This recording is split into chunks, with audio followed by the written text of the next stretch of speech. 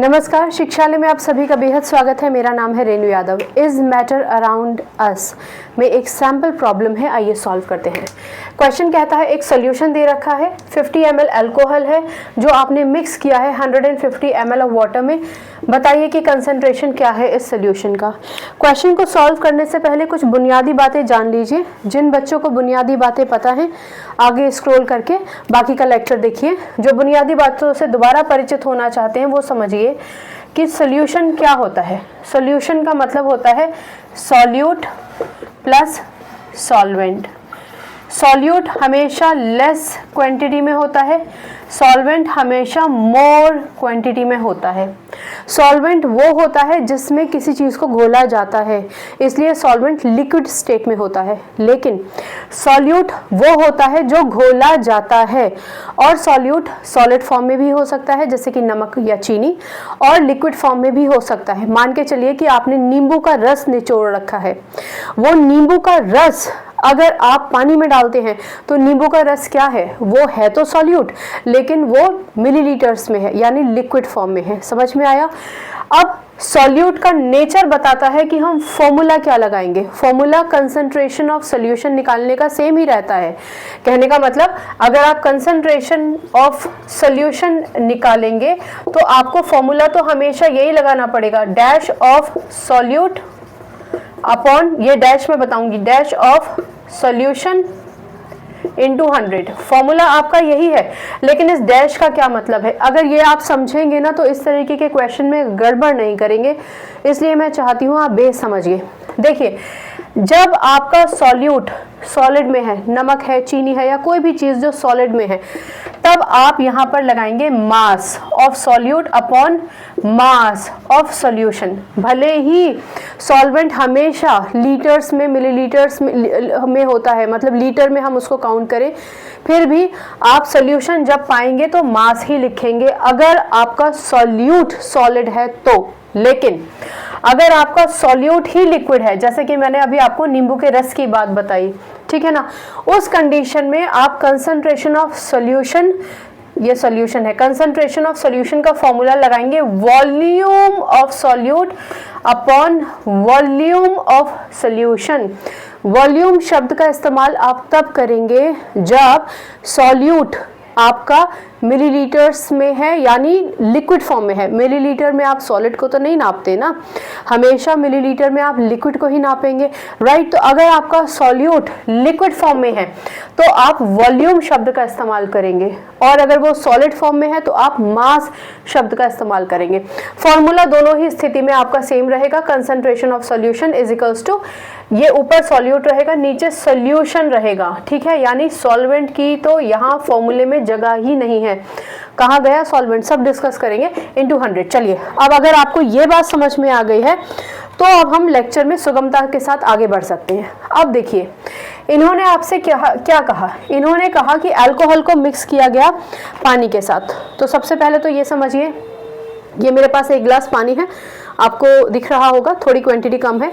ये पानी क्या है, ज़्यादा क्वांटिटी में है, 150 ml ऑफ वाटर। ज़्यादा क्वांटिटी में जो भी होता है वो हमेशा सॉल्वेंट होता है। अगर यहाँ पर ज़्यादा क्वांटिटी अल्कोहल की दे रखी होती और कम क्वांटिटी पानी की दे रखी होती तो अल्कोहल आपका सॉल्वेंट होता, पर यहाँ 150 ml वाटर दे रखा है यानी ये सॉल्वेंट है, इसकी क्वांटिटी ज़्यादा है, और 50 ml अल्कोहल है। तो ये हमने पानी ले रखा है, ये हमारा है सॉल्वेंट, ठीक है। चलिए, अब मेरे पास यहाँ कोल्ड ड्रिंक है, ये मैंने कोल्ड ड्रिंक ले रखी है अल्कोहल की जगह। ये क्या है, ये है सॉल्यूट जो इसमें मिक्स किया जाएगा। अब देखिए, मिक्स कर दिया। मिक्स करने के बाद आपको पानी या कोल्ड ड्रिंक अलग अलग तो नहीं दिख रही ना, दोनों मिक्स हो गई हैं, यानी अब एक सॉल्यूशन बन गया है। कहने का मतलब सॉल्यूट और सॉल्वेंट दोनों मिल जाते हैं तो एक सॉल्यूशन बन जाता है। चलिए, अब अगर आपको ये कहानी समझ में आ गई तो आपको बाकी का लेक्चर बढ़िया समझ में आएगा। कॉन्सेप्ट क्लियर हो जाए ना तो चीज़ें आसान पड़ती हैं। चलो, अब हमें कुछ नहीं करना, हमें सिर्फ जो जो दे रखा है वो लिखना है। क्या क्या दे रखा है, हमें दे रखा है वॉल्यूम, वॉल्यूम की जगह आप कंसंट्रेशन भी लिख सकते हैं या वॉल्यूम भी लिख सकते हैं। चलिए वॉल्यूम भी लिखते हैं। वॉल्यूम, क्योंकि हमें वॉल्यूम ही लगाना भी है, वॉल्यूम ऑफ सॉल्यूट, कितना सॉल्यूट दे रखा है 50 ml लिख दिया हमने, चलो बढ़िया। और क्या दे रखा है, और हमें दे रखा है वॉल्यूम ऑफ सॉल्वेंट, कितना दे रखा है 150 ml। सॉल्यूट कितना था, सॉल्वेंट कितना था, दोनों दे रखा है।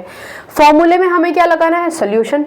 तो सबसे पहले तो सोल्यूशन पता करिए, तो आप क्या लिखेंगे, आप लिखेंगे volume of solution is equals to volume of solute plus volume of solvent.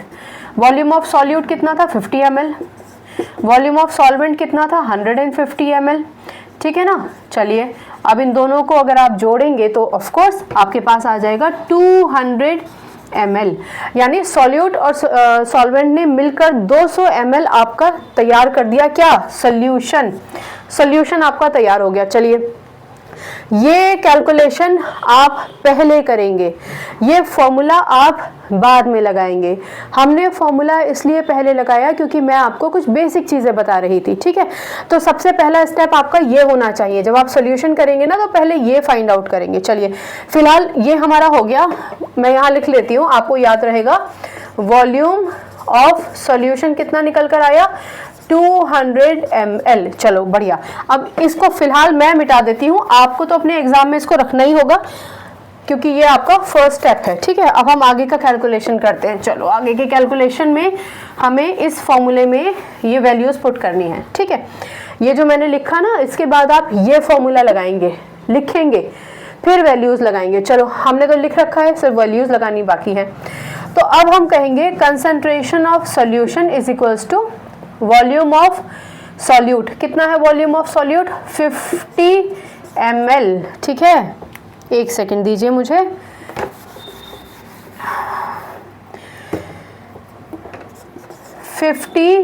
ओहो 50 ml, 50 ml सॉल्यूट हो गया अपॉन वॉल्यूम ऑफ सोल्यूशन। याद रखो सॉल्वेंट नहीं, सोल्यूशन कितना निकाला था हमने 200 ml, लिख दीजिए 200 ml। अब जरूरी नहीं है कि हर बार यूनिट लिखे, इसको छोड़ दीजिए, आप छोड़ भी सकते हैं, ठीक है। मैं तो इसलिए बता रही हूँ ताकि आपको ml से याद रहे कि ml मतलब वॉल्यूम, राइट। चलो हटा दिया हमने यूनिट, फिलहाल हटा दिया। इंटू 100 फॉर्मूला है ना, इसलिए इंटू 100, 0000 गया, 2 to the 4 हाथ से लगा 1, 2 5 the 10, कितना हो गया 25। इसका क्या मतलब हुआ, इसका मतलब ये हुआ कि 25% कंसंट्रेशन ऑफ द सॉल्यूशन कितना है 25%। कंसंट्रेशन हमेशा परसेंट में आएगा, ठीक है। लेकिन क्योंकि यहाँ पर उन्होंने वॉल्यूम दे रखा है, आप चाहें तो लिख दें 25% बाय वॉल्यूम, ठीक है ना। वॉल्यूम के हिसाब से 25%। अब दोबारा से क्वेश्चन पढ़ते हैं। सोल्यूशन में 50 ml अल्कोहल था, चलो 150 ml वाटर में मिलाया। Find the concentration of this solution, तो आप लिखेंगे the concentration of this solution is 25% by volume, ठीक है ना। सोल्यूशन के लिए ये SOL डॉट इस्तेमाल कर लेते हैं, कंसंट्रेशन के लिए CONC डॉट इस्तेमाल कर लेते हैं, CONC डॉट कंसंट्रेशन के लिए, ठीक है।